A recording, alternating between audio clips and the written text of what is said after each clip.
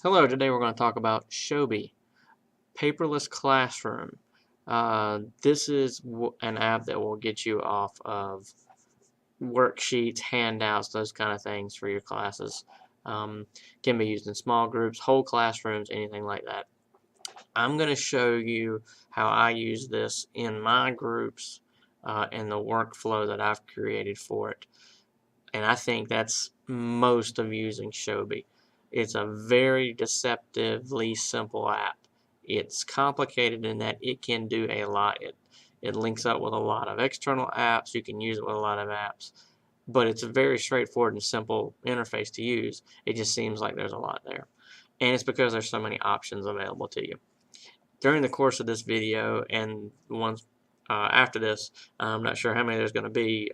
I'm trying to keep them short enough to get on YouTube, so I don't know how many there'll be. But in the comments section, if you're using something or you found a solution or workaround that you use that seems to work, please post it in the comments so everybody else can learn from that.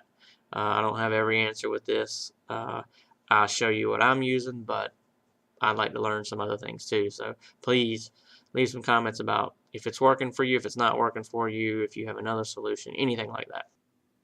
Now on Showbie's site, they offer a lot of video instruction. If you have a question, something you want to refresh on, just go to www.showbie.com, look at the help, and there's probably a video there to help you, jog your memory or teach you something new. Uh, the website is got that feature, as well as they have a chat feature. If you have a question you need to talk to somebody there, just click on the chat button and you'll be talking with somebody on the other end that can help you out. Or if you want to suggest something, a feature that you would like to see in another update, send it in. They're more than happy to get feedback from teachers right now.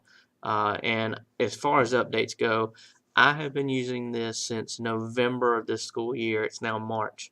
Um, there's been one update to that app in that time frame. Now I don't know when it was launched before that, but in that time frame there's been one update, and I like that. It was a pretty hefty update. It had a lot of stuff in it.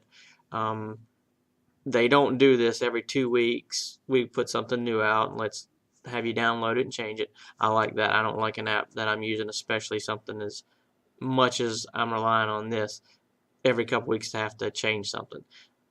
Bugs have been virtually non-existent. I've had one issue with students saving work into Showbie, and I'm not sure if that was an issue with our servers and wireless not connecting, or if they were doing an upgrade internally and something was not connecting right. I'm not sure. I've had it, once or twice. But other than that, I found no bugs in this. Um, like any other iPad app, sometimes the whole thing is going to lock up and you're going to have to reboot the iPad and start over. And after that, I've had no issues with it, and that's been rare cases as well. So it's a solid app from what I'm seeing. It is designed to follow a student from K to 12. There are features in this, and the way they like to talk about it in their reading or on their site. If you read about it, they like to scale. Either it's a classroom app, it can be a school-wide app, it can be a district-wide app. And again, that's to follow a student from grades K through 12. They never have to make another account. Once a student has an account here, as long as they keep their username and password, they can just move into a new class in the beginning of a year. The teacher gives them a class code, which I'll show you about when we create classes, and they get everything from that class.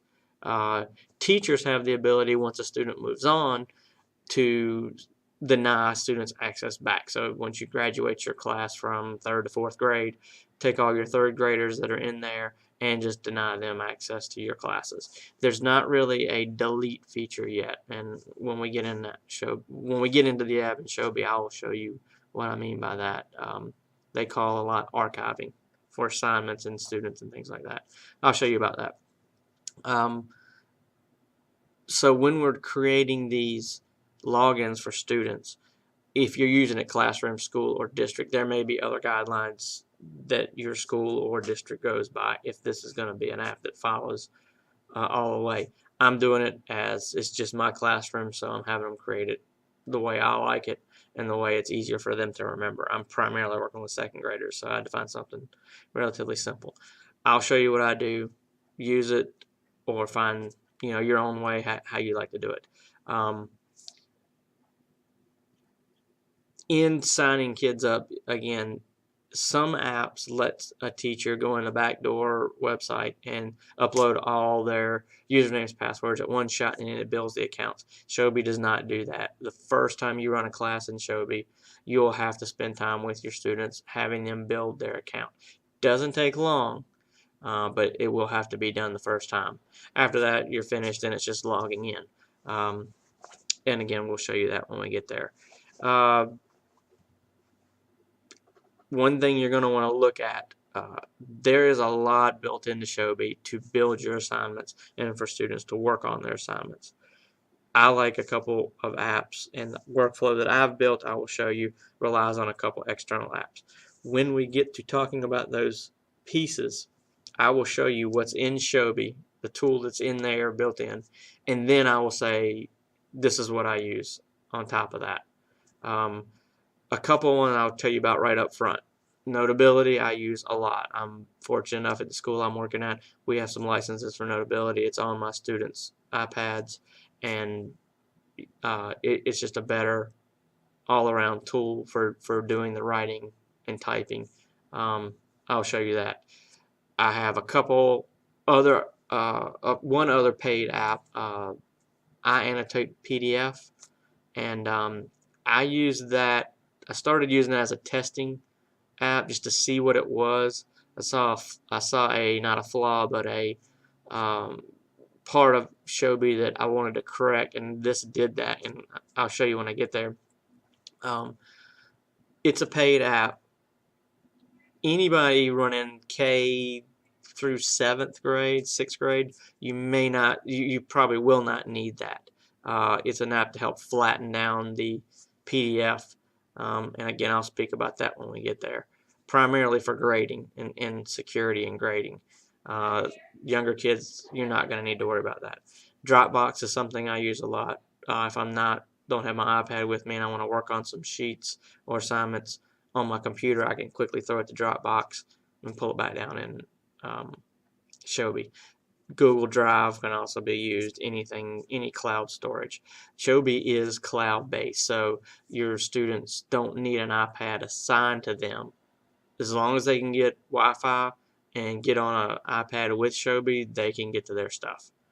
They can even get to it on a laptop or computer. They can get on the website and get to their stuff, so you're ready to go. You will need some kind of PDF converter. Now, Showbie has some of this built in, but you may want a different one for a couple of reasons. I'll show you the reasons I have it when we get to that of building assignments. Something that will scan, they call it a scanner. It basically takes a photograph and converts that photo into a PDF. But also, and you'll find out you'll need this fairly quickly, something that you can scan or take photographs and build PDFs, multiple ones, and compress them into one file, one assignment file. You're going to want something like that. And I'll show you the ones I've used. I've used a couple different ones. The one thing I found in working with iPads is there are dozens and dozens of apps that do virtually the same thing. It's whatever one you find that you understand, you can work with, and the fastest one for you to get going with. And I'll show you the one I've used, and maybe a couple different ones if I've tested them out.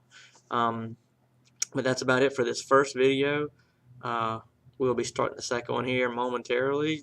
Click on it and keep going. Again, let me know what you're thinking. If you have questions about things you want me to go over, maybe I didn't, go ahead and throw them in the comments and I'll respond back. And again, if you see something different that you're doing, please let us know so everybody can learn how to use this. This is a very powerful tool. We'll see you in the next video.